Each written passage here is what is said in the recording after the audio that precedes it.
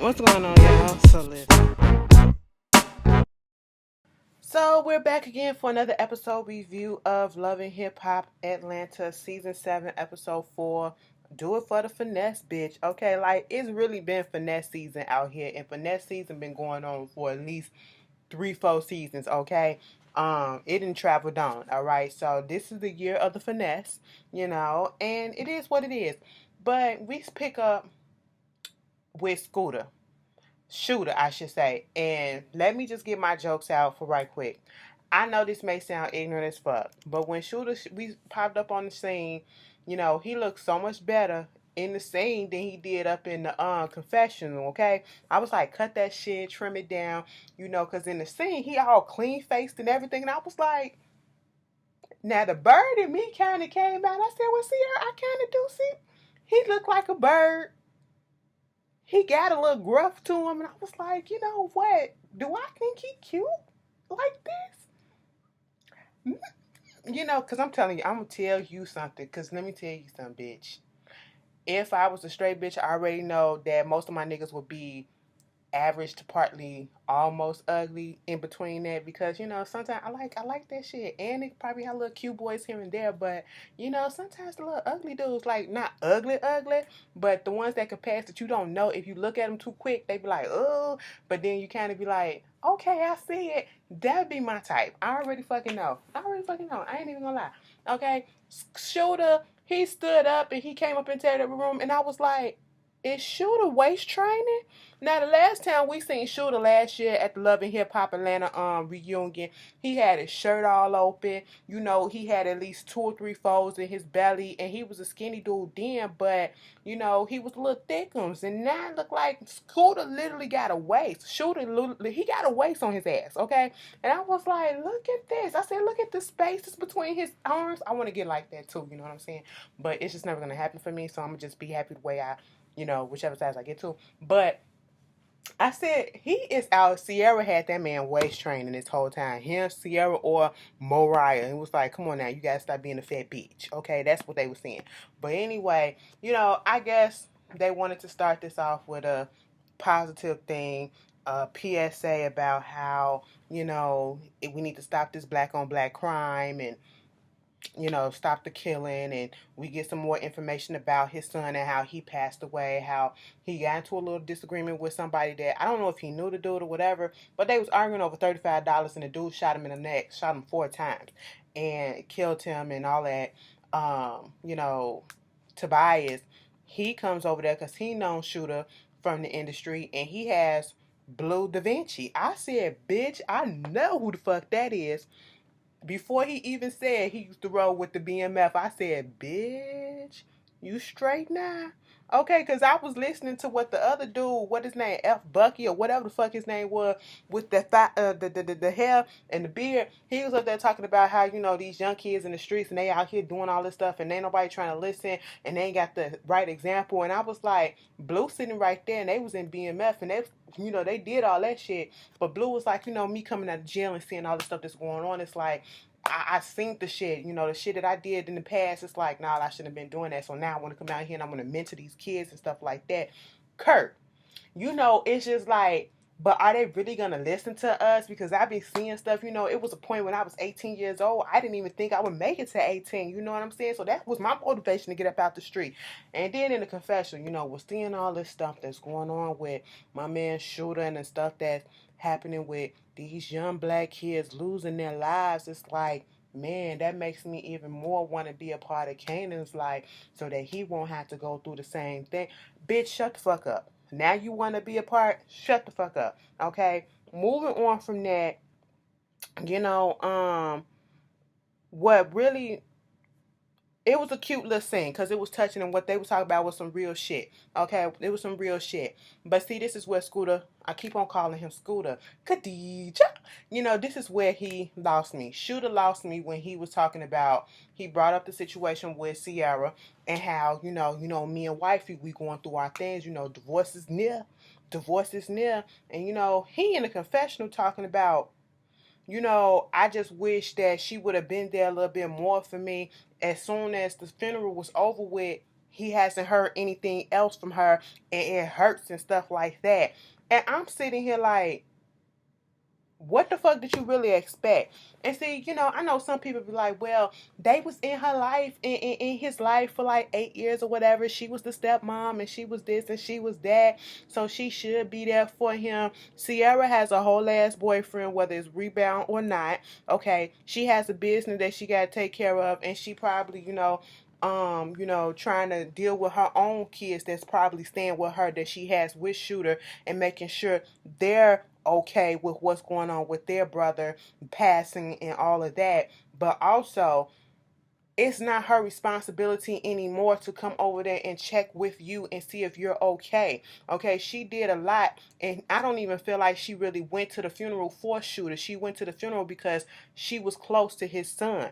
That was her stepson. So she did that out of respect and out of love for the son, if you ask me. Sierra's still dealing with her after what you did, bitch. You think that that's supposed to erase it and just let me put that on pause and let me give you comfort? No. Who gonna comfort me with the fact that you out here fucking around on me? You got a whole ass baby coming, and a whole ass baby that's already here that I never knew about. Plus you fucked around on me with a bitch that worked for me. Okay? How am I supposed to feel about that? All right? You want somebody to be there, and you can't be upset that she's not gonna do what a wife does when she's not trying to be what your wife is. Okay? She's trying to get up out of that. That's why them papers were filed. That's why the divorce is coming. Okay? And I understand they've been together for a minute, and you would think, but bitch, I'm thinking like this. And he probably thinking the same way too. You know what? We in some bullshit, and I know I fucked up, but my son just died and I need somebody to lean on, aka I need somebody to give me some grief pussy. Am I the only one? Because I sure enough would have been thinking that too. I would have went that route. Let's be honest. But you cannot be upset that the girl is not there for you in that way, in the way that you want her to be, after you hurt her too. And I know death is so much more than what she went through, but still, that's, boy, shut the fuck up. You just trying to get in there, get some skins. I understand, but let's just be fucking honest. Y'all know he want to get some too. Let's be quite honest. They probably ain't fucked in a minute. He would, like, you gonna play on that emotional vulnerability to get in. Like, bitch, I'm not dumb, because I probably would have played the same thing. Okay, I could be a fuck boy too. Bitch, move out of here. Anyway, moving on from that, we get this thing with oh, who the fuck was it? Tommy and her mama. Last week, what's her name? Sierra and her lace front, and I saw all the lace and no weave in it. Okay, this week, I don't know what the fuck was going on. Ladies, ladies, ladies. I'm not a hairstylist. That's not my profession or whatever. But please, if you don't have enough hair to put your hair in a ponytail, even when, and especially a tight one, or you don't have somebody to do it real for you, to hide your balding spots and everything, don't put your hair like that, okay? Put a hat on if you're going to do it. Put a scarf on, or put your hair down, okay? Because Tommy sat there and let her mama sit there that whole time and not say nothing about them bald spots that we were seeing. All these spaces and shit, all of this. It just, I said, and the blue gel, the brown gel wasn't helping either. I was so confused about what the fuck I was seeing. It was like hidden fences, but the fences was right there. The spaces was just right there. And, basically the mom is talking about giving Versace another chance and trying to figure that out and want to do a family portrait. And I was like, stop this shit, mama, because y'all crazy as fuck and it's not going to work. We get this scene with Kurt meeting up with Jasmine at his lawyer's office. This is like one of the first times they actually met face to face without the lawyers, and just having a conversation to see where they stand at. And they actually, to be quite honest, I wasn't mad at this conversation. It's about fucking time that it happened, and they both seem like they're at a place where they need to go ahead and accept responsibilities for their shit. At one point we seen that Kurt looking at the video of Kana like, yeah, I did that, I did that. Well, now you want to admit it? Like, bitch, you already knew that you did that. And even Jasmine was like, well, why haven't you been around when you found out that he was your son? It's almost 2 years later, and it's like, come on now. And he got to figure that out, and she just wants everything to be cool with Kanan and him, and then eventually let the kids come and see their brother. And I don't know. They gonna work that shit out, I guess. And she wasn't there to start no shit. He was like, but you gonna have to change some stuff, popping up at press. You can't do that. And she was like, well, I feel like, I need to talk to Rashida finally, and she deserves an apology, and that apology should be face to face. Which is true, but bitch, you call first, okay? Don't just pop up because you would have got your ass popped if you would have been me. But hey, it is what it is. Then we move on to, Carly Red being serenaded by Sean Garrett, okay? And she gotta let us know again that he's Grammy nominated. Most of us already know that, but we don't have to you don't have to keep on doing this, okay? But, he was singing this song, it was kinda sad and all this shit. Then she was like she was just dealing with some stuff that's been going on in her life, and he started talking about how, he lost his mom when he was, I guess, a while ago to cancer, and then Carly started talking about how, she didn't grow up. I was just sitting there, and I was with Sean when he said, "Quit cutting me off." That whole conversation. At first, I was about to say, "Oh, he rude as fuck," but then I had to go back and think about it in my mind and just see like she was cutting him off when he was trying to tell his story before he can answer one question she asking another one. Oh, so you lost your mom to cancer? Yeah, I lost my mom to cancer. She was like, and he was still talking.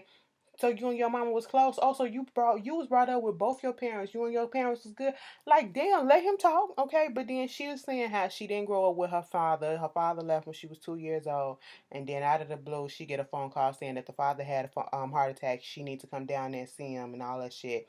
And then found out that he got cancer, and was like, why all of a sudden you want to talk to me and all this shit? I haven't seen you in all these years, and what is that about? And Sean was just like, we can't question things. That's a gift from God. Maybe, that was just for you to go out there and to reconnect, and maybe you should bring him up to Atlanta. And she was like, oh, okay, cool, cool. See, I should do that. When he said, quit cutting me off, I was like, you know what? Okay, Carly. She said her situationship. I didn't know he can be so romantical. Okay, but all right, moving on from that. We get this whole scene with Young Jock and this, what's his name? Bucky? I can't remember. Bogey, whatever the fuck. He a promoter. The dude that I was talking about at the beginning, all right? He a promoter out there in Atlanta. He also do stuff for the community, and he had them out there cleaning up, and he had Young Jock out there bringing Shooter out there, so that they can get his mind off of things and, do good for the community. And I like that saying, why wait for somebody else to come in and help our community when we should do it ourselves? I said that was cool. Okay, so I'm liking him so far. I'm liking whoever this new dude is. Until his girlfriend popped up. Her name is Keely. She used to be on Def Jam or whatever she used to do. Now she doing a whole bunch of publicist, A&R, whatever fucking type of shit behind the scenes. And she just moved back down to Atlanta. And, according to Shooter, her and him are best friends, okay? Some of y'all don't like that shit when women and men be best friends, but okay, we gonna let this shit rock for a second. The conversation gets onto the whole thing. Well, she was out of town, so that's why, she didn't come to the funeral for his son. But somehow they get on Sierra and how, I've been reaching out to her. She ain't been responding to me, not none of my texts, and I think divorce is near. Divorce? What? And it was like, are you sure? Are you sure? So apparently the papers haven't really been filed yet, or he lying about that, or somebody lying about it, because I could have sworn they said the papers was filed. But either way, Young Jock was like, you just never know if the feelings might change, but once them papers get filed, that's it, or whatever. And so here go Keely. Well, if you feel like Sierra out there doing her, okay, well, if that's what you feel like, you need to be out there doing you, because obviously she moving on, so bitch, maybe you need a distraction. And she in her confessional, I feel it's really fucked up, and it says a fucking lot about Sierra's character to not be there for the man when he's in his hurt and all this shit. That's really fucked up of her as a woman to do some shit like that to him and all this stuff. And I'm like, I understand that you team Shooter, but do you not understand that what he did to her? Were you the same thing and coming down on him and all this stuff when he hurt her publicly? Okay, and cheated on her with 3 different bitches that we know of. Okay, like, come on, let's stop this bullshit. I cannot stand when y'all come on here and do this shit. And you know what it sound like? It sound like on Love and Hip Hop, Hollywood, when Marcus cheated on and lied and cheated on Brooke. And then you have Bridget Kelly coming in. Well, I'm Team Marcus all day and being his little cheerleader and all this shit. Like, are we recycling storylines already from the new seasons of, like, come on, stop this shit. So Kurt had to sit down with Rashida to tell her how everything went and how, he told Jasmine don't be popping up at press. Jasmine want to talk to her, apologize and all this stuff. Rashida's like, I'm good. I'm not there yet that I actually want to see her. I'm not there yet that I actually want to be involved with Kanan, but I do want, Kurt to be involved with him because that is his son and he is a good father and all this shit, yada, yada, yada. He also trying to, say that he's still her manager. Y'all, I tell y'all about these husbands and wives that are managers and employees and shit like that with each other who go through they shit and claim they gonna break up, but they ain't breaking up and they still working together. Let me shut the fuck up. But I'm shit. Y'all know, and they one of the main examples. Y'all ain't doing shit, but he done got her in some fitness program or some fitness shit, and instead of just telling her about the deal so that she can sign off on it, meaning that she can give her opinion as to if she wants to do it or not, he done already signed off on it, and I'm like, I hate when people do stuff like that. These managers and stuff, like, y'all get it fucked up. These managers, these agents and shit like that, when y'all working with somebody and you got a client, yes, you have a client, but technically speaking, they work for, you work for them and they can fire you at any time. Yes, it is your job to look into stuff or whatever, but you're not necessarily supposed to sign on the dotted line without converting with your client first, okay? Like, that shit irks me, but of course she gonna do it. Then this motherfucker still trying to get back in the house, and she was like, listen, you crossing the line, okay? Because this ain't finna happen, all right? No, not yet, not now. It's gonna happen, but not yet. Moving on from that, Tommy mama, she wanted to do the little photo shoot, right? And she said, Tommy wasn't gonna do the photo shoot without getting an apology from Versace. And she said, well, shit, bitch, let's do this. She comes up with the bright idea, which probably has to be the dumbest idea given her history with her family, to kill two birds with one stone by inviting Tommy to do the photo shoot and then having Versace there too. Okay, now girl, I said I knew this shit wasn't gonna work. I liked the little theme of it, the little 70s shit. It was corny as fuck. It looked cheap as hell, but it was cute enough for them. It played right into it. But then Tommy walked in like the fuck, and I said, girl, here we go. There go Tasha. Yeah, Tasha left and Tommy came through. Tommy and her family are trash, and that's all we can say about it, okay? The mama should have never set that shit up like that, knowing how Tommy is. Tommy should have never came there drunk, because the mama said she was clearly drunk. And even if she wasn't drunk, she still would have been crunk just like that. Versace literally came over there and she was about to start talking to her in a calm ass way. And the mama got involved into it. Then Tommy turns up. Then Versace tried to say, I love you and all this stuff, and I give you an apology and I want to apologize, but I feel like you should apologize for some of the stuff that you done, which is real. But if you meant the apology, just go ahead and apologize and don't expect shit else from this bitch because you already fucking know.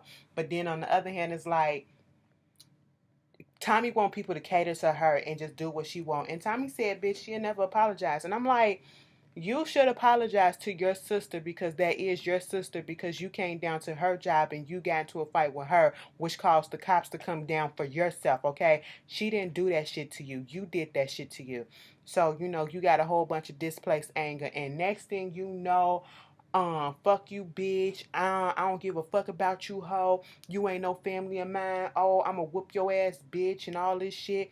Who the fuck you calling a bitch? Mind you, this is the mama and Tommy into it now. Okay? After her and Versace got through cussing each other out, the mama got into it and they both cussing each other out. And I'm just sitting here like, now I done had some arguments with my sister.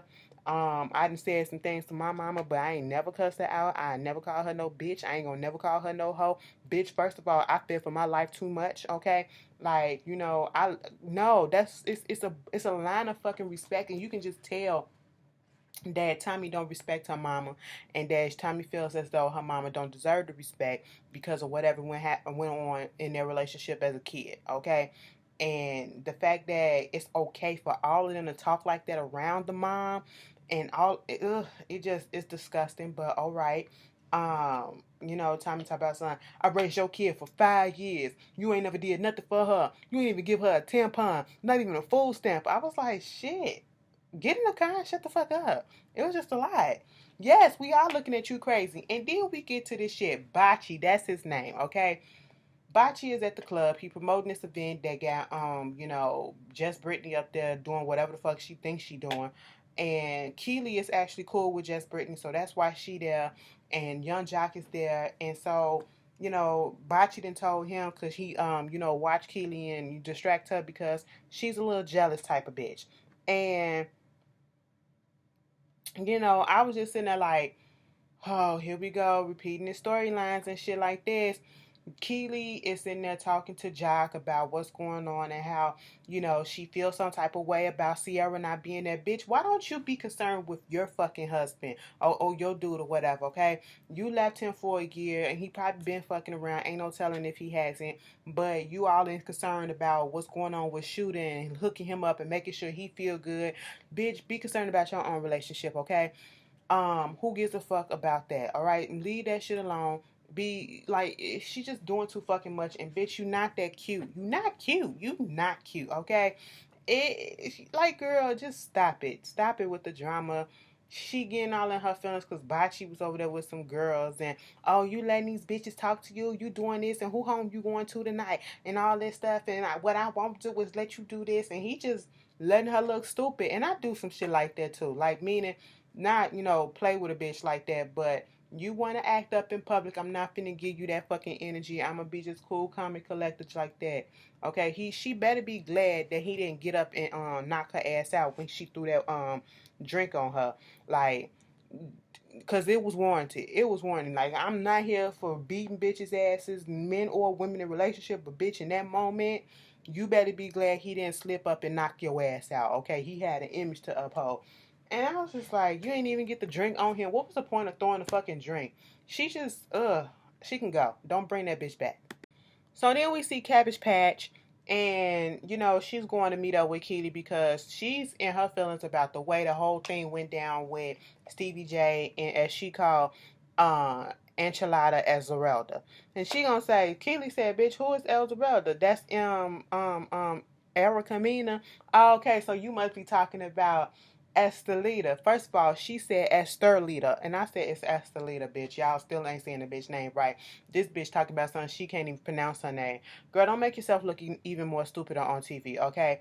My whole thing is you can't really be upset at them for interrupting your thing when it was Stevie who brought them there for some drama. But what I can say, this bitch seemed like she a little bit more smarter than all these hoes that been working with Stevie in the past on this show because she's peeping the game. All right, she like, I see what he doing, and I'm not here for the drama. When she said he trying to manage her, no, you was just supposed to produce a song for me, and that's it. I'm with Rick Ross and them, and that's it, bitch. Don't send me no paperwork. She said, bitch, he tried to send her some paperwork, and I forwarded it to my lawyer, and I said, that's what you fucking do. So I couldn't even go in that much on her on that aspect because the bitch seemed like she knows some stuff a little bit. At least she got her head on a little bit. I don't know.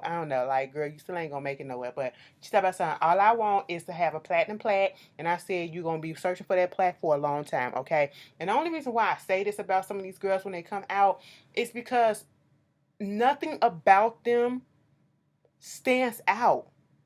Nothing about them stands out. It's like everybody's searching to be the next Cardi or the next Jocelyn too. And I say Jocelyn because when Jocelyn first came on the scene, Jocelyn stood the fuck out. All right. Her music didn't pop in the way that it should have or she thought it would, but she still popped herself. And she was one of the most popular and probably the most popular person in the Love and Hip Hop franchise, period. Okay.